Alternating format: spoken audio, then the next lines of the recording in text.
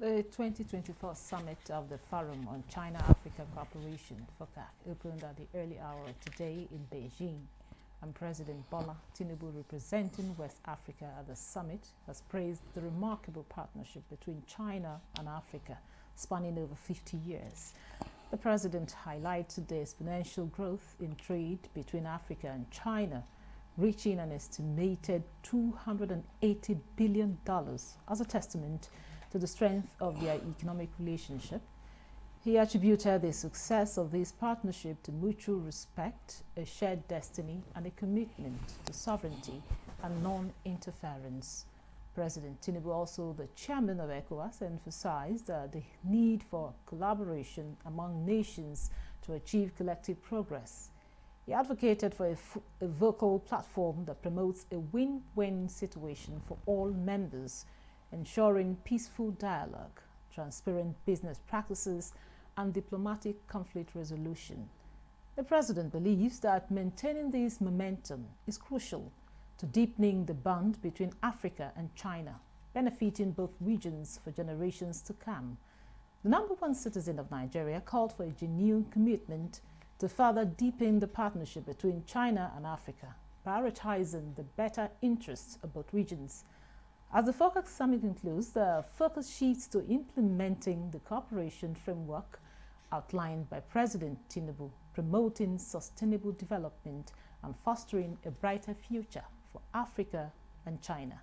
According to President TINUBU, the partnership between Africa and China has the potential to drive economic growth, promote sustainable development, and enhance global cooperation.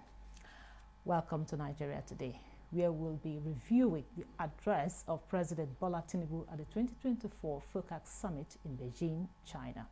I am Ikaria Clinton. Thanks for joining us.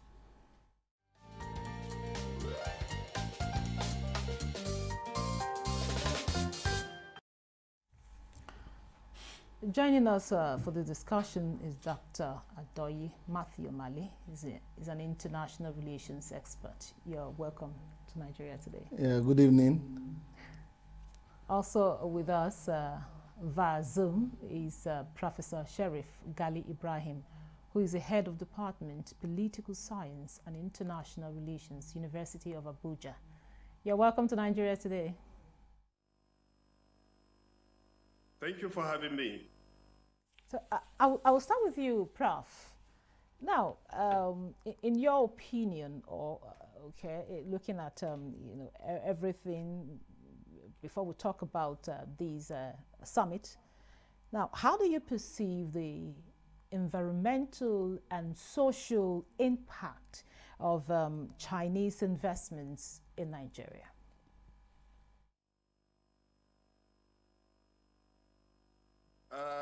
China has been investing in Nigeria and Africa even before the establishment of the BRI, which is the Belt and Road Initiative, which literally meant to actually have more investment in infrastructure development.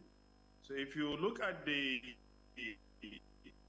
social as well as environmental impact of China's investment in Africa, you will understand that part of the social impact is that Chinese investment in Nigeria attract or create job opportunities for Nigerians as well as Africans.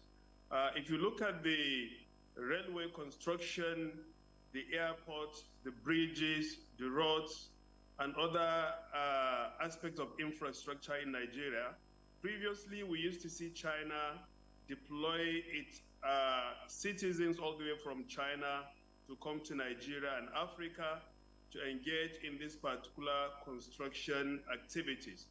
But due to criticisms as well as intervention by African leaders as well as other stakeholders, China was able to make a shift to change from that particular direction to a more practical direction to be responsive to the yearnings and aspirations of African people. That is what the major point for the FOCAC is, as well as the 5 principles of Chinese foreign policy and engagement, mutual respect, equality, fairness, justice.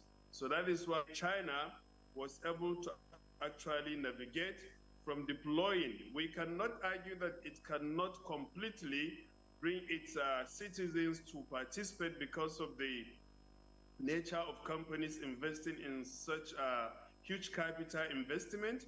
So, but to a significant extent, we see that China has been able to make a shift in that particular direction. Then environment.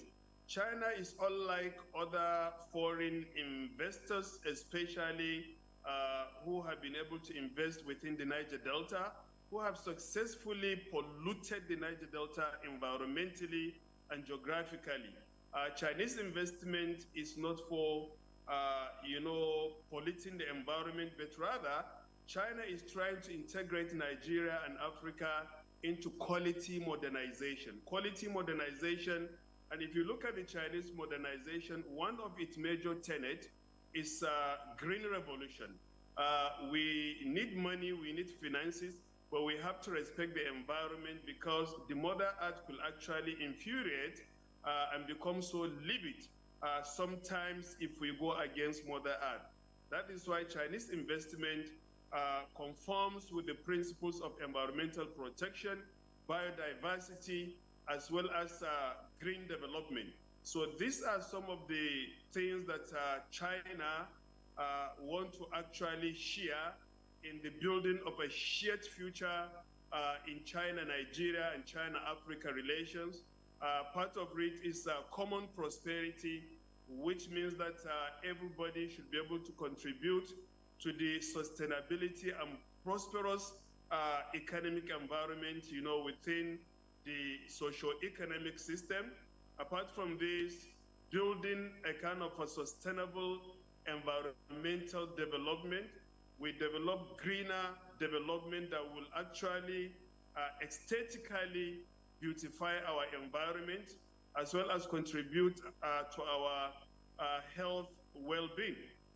Then apart from this, we see China also advancing socially and culturally by extension in promoting cultural exchanges, and it's one of those things that President Ahmed Bola Tinubu has actually acknowledged, as well as the 10 areas of action. Thank you very much, Prof. We'll come back to you because I know you have quite a lot of information there. Now, Dr. Mali, the president in his speech acknowledged, the relationship that's been on, the partnership that's been on between China and Africa spanning over 50 years. Now, in your opinion, or just let's take a look at this partnership over the years. Have we been able to maximize the advantages of this partnership?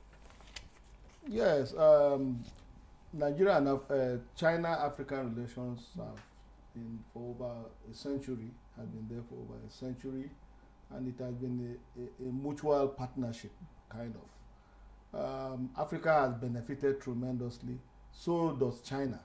So it's a mutual relationship. And in international relations, this type of economic relations are encouraged. China has invested tremendously, as you heard in the speech, over $280 billion in trade. And with this huge capital outlay and investment into Africa, China has certainly made a lot of impact in the area of development aid, in the area of road construction, as Professor Gali has said, especially since the China Belt Initiative, Belt and Road Initiative. China has done a lot in the infrastructural development of the African continent. We take Nigeria, for example. Our entire railway remodeling has been handled by the Chinese, and it's one of the good aspects of the Nigeria-China relationship. When you talk about solid minerals, the Chinese have been there. Without the partnership with Chinese companies, most of our solid minerals would have just been lying idle without the capacity to mine them. So the Chinese have also helped tremendously in that area. And let me also say that what China has brought in this relationship is to also enhance our capacity, technological capacity, to be able to tap, to have technology transfer. And that, to me, is one of the key aspects of this relationship. Because if you look at what Chinese companies are doing in most African countries, and specifically a country like Nigeria, companies like Huawei and so on, what they are bringing, they are transferring a lot of technology, training our local artisans, our craftsmen, our workers, and making them have the necessary know-how technologically. And to me, that is very, very important. But more significantly, from what the bilateral discussions between Nigeria and China and the discussions in this particular conference, the issue of our electricity problems that we have in this country, energy crisis that we have in most of Africa. At the conference of this nature, they are trying to look at how they can leverage on using nuclear technology. Okay, Yeah. we'll come back to that point Yes. that you're raising. Now back to you, Prof. During the president's speech, he advocated a vocal platform that promotes a win-win situation for all members. How can we take advantage of these to achieve a win-win situation for all members? Well, win-win cooperation as advanced by President Ahmed Bola Tinubu has been the mantra in China-Africa cooperation and in China-world cooperation. Win-win cooperation in the sense that China has learned from the experience of the Western powers who tried to get it all a kind of a zero-sum game, which President Ahmed Bola Tinubu emphasized that he believes that China-Africa cooperation is not to be described as that of zero-sum game, that only one partner gets it all and the others lose. You see, the win-win cooperation in China-Africa, coupling, signifies the boosting of international economic relations. You should be able to produce and sell to me. I should be able to produce and sell to you. So to capitalize on this particular mantra and this particular principle in China-Africa cooperation is for Nigeria and African countries to be able to boost their industrial capacity, be able to actually advance and promote agriculture. The agricultural produce should now be able to feed these particular advancing industries of Africa, so that Africa should be able to leverage on that, as well as engage in China in a more meaningful way. If you critically look at the China-Africa, let's say, trade volume, reaching up to 280 billion US dollars. So if you go by it, you discover that in Nigeria, most of that which we give to China is actually oil. Manufactured goods come from China. So we need to diversify. This is one major opportunity that win-win cooperation connotes. We need to diversify our economy because we have a lot of things that China is in need from us, which are obtainable from solid minerals, mining process, agriculture, even though China has been able to pass that particular level, has been able to industrialize, even though it was not able to partake in the first industrial revolution, but China has been able to catch up. China is into services. The actually motive for the Belt and Road Initiative is also to prioritize Chinese companies' expansion, because they have been able to discharge their functions effectively within the mainland China, and now they are looking for market outside China. That is why Chinese investment in infrastructure is everywhere. So win-win cooperation is when we are able to cooperate. It can never be on equal basis. But to have that particular proportional engagement or level of engagement is if Africa and Nigeria is ready to actually deal with security issues that will enable Africa produce more for its population in terms of food security, as well as those other services that are desired by Nigerians and Africans. So there is no doubt that Nigeria to leverage on that, as well as fit that particular position of win-win cooperation with China, is that we also have to gain from that particular cooperation. We shouldn't always be a recipient of China aid, recipient of foreign aid. Win-win. If China gives us $50 billion, what do we give China in return? So if we win by gaining China's aid, what does China win in getting from us? You might say raw materials. We don't actually give China raw materials kindly, but rather China pays for those raw materials it obtains from us. It's unlike the relationship we had with the West through colonial economy, that our natural resources were being exploited. Sometimes there was forced labor on some certain items to be produced by Africans, which were later taken out of Africa. But China, based on demand, based on need, it shows us what it wants. We sign treaties and agreements. Thank you. Thank you, Prof. We'll come back to you, Prof. Now, Dr. O'Malley, Prof has said quite a lot of things there. But then looking at the summit, very soon as we conclude. Now, what opportunities do you see arising from the summit for Nigerian businesses, particularly in the areas of trade, investment, and of course security that he just mentioned?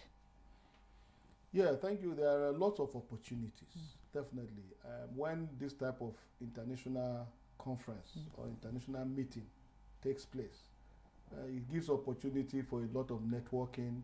It gives opportunity for a lot of discussion on the sidelines and so on. I know that the president, our president, President Bola Ahmed TINUBU, I know that he's scheduled to visit a lot of Chinese businessmen and Chinese industries to see how Nigeria can partner with those companies. What I will say is that there are lots of opportunities, and both in the agricultural sector and mining and our infrastructural development. I agree with Prof that this type of meetings will add to our quest to diversify our economy away from oil, because what China offers is to give us a leverage to say that we should market or we should engage in trade, symbiotic trade that will benefit both countries. So Nigeria should seize this opportunity to ensure that our agricultural products or raw materials are readily available, not to be transported in its raw form. We should also be able to tell China to avail us of some of the technology that they have, so that we can also process some of these goods rather than relying on wholesale importation of Chinese products. We need to balance the trade differences between Africa and China. It is very, very important. I heard Prof talking about most of our exports is in terms of crude oil. That is not good enough. We need to add value to some of the products that we supply to China, especially in the mining. So how can we add value to these, the products? We can add value through setting up agro-processing companies, setting up when we mine things like coal or some of the raw materials that we export to China. We have to process them rather than taking them in its raw form. I think that will add value to some of these products. And so there are lots of opportunities. China has been committing a lot of money in terms of our infrastructural development. But again, we also have to be careful, especially when we rely on foreign aids and foreign grants and foreign support. We should always leverage on those things that are of critical importance to the development of our economy. And the terms of discussions between Africa and China should be such that will not adversely affect us in the future. It should be done in such a way that we as Africans have to take the full benefit or gains from whatever relationship we're entering with China or any of the developed powers in the world. Okay, now back to you, Prof. You talked about so much about the relationship that should exist. It's not, you know, just like you've mentioned, you know, more like will I say a symbiotic relationship, you know, between the two parties. Talking about China, Africa, and of course also Nigeria. We are focusing on Nigeria. Now, what measures do you think should be taken to ensure that Chinese investments in Nigeria are transparent, accountable, and of course beneficial to local communities?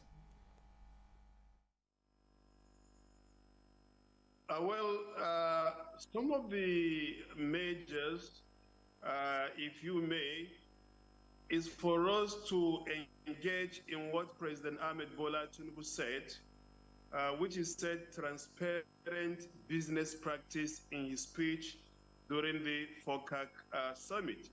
Transparent business practice. When we say transparent business practice, we mean we actually lean on a document on which both parties should actually and inherently lean on without going against such particular document. If we do this, we are going to pave a way for even better China-Nigeria, China-Africa relations. But if I may, I will try to tell you this. China is one of the countries in the world that support multilateralism and support rule-based relationship by the international system.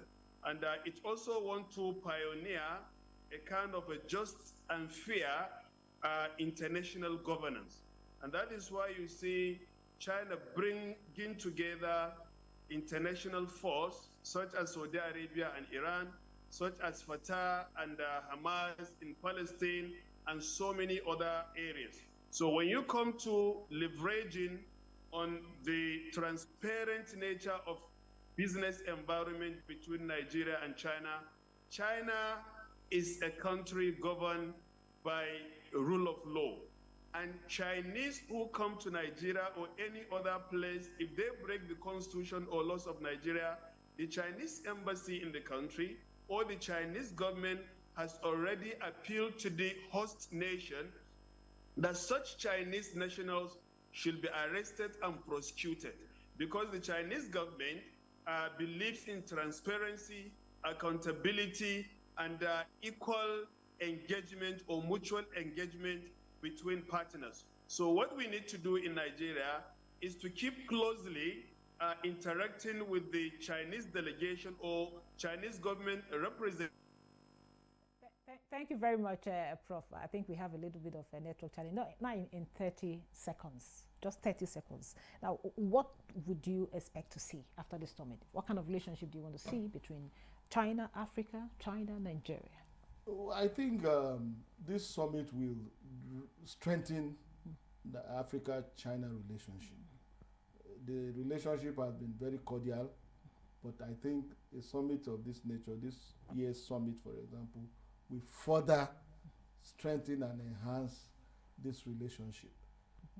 But before I round up, I just want to say 2 seconds. Prof was talking about Chinese national. I think what the president meant by his speech was the attitude of some of the Chinese people in Nigeria and in some other African countries. Their tendency to exploit solid minerals illegally and so on. I think that was the point I think the president was trying to. And that was why I asked that question anyway. Yes, yes. Well, that is where we draw the curtain for today's episode of Nigeria Today. Very big thank you to our guest. We had Professor Sheriff Gali Ibrahim via Zoom, who is the head of Department Political Science and International Relations, University of Abuja. Thank you so much for your time and your contribution, Prof. And also Dr. Adoyi Matthew Omali, an international relations expert. Thank you so much for your time and your contribution. Okay. And thank you for being part of the program. I am Ikaria Clinton. Goodbye.